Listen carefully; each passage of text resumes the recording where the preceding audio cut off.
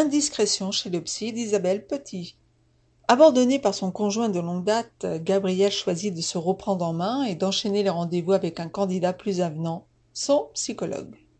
C'est donc le cœur en miettes qu'elle se présente à sa première consultation.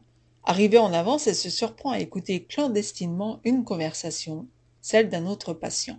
Voilà un petit roman qui nous vient de nos cousins d'outre-Atlantique, précisément du Canada.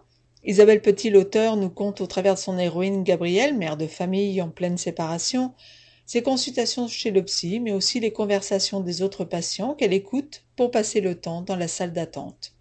C'est ainsi qu'elle découvre la vie du plombier Victor Beaulieu, qui a des problèmes de libido, son popole ne pouvant remplir son rôle auprès de madame, et qui passe, il faut bien le dire, après sa superbe voiture américaine et son équipe de hockey favori.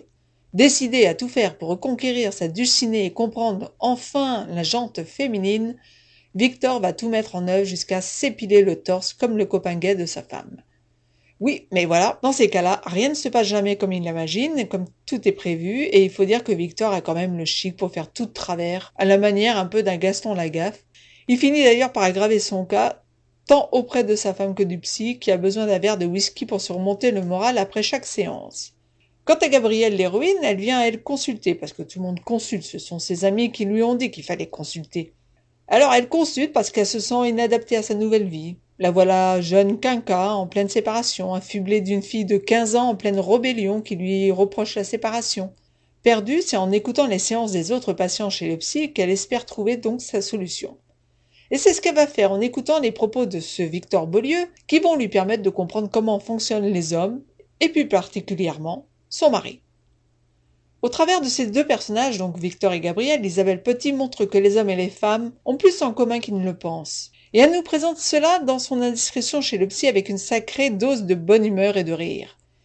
Rire qui arrive quand on lit les gaffes de Victor. Pas besoin de séance de couple chez le psy, il suffit pour ceux qui ont des problèmes de communication de lire ce livre pour retrouver le sourire et une dynamique de vie.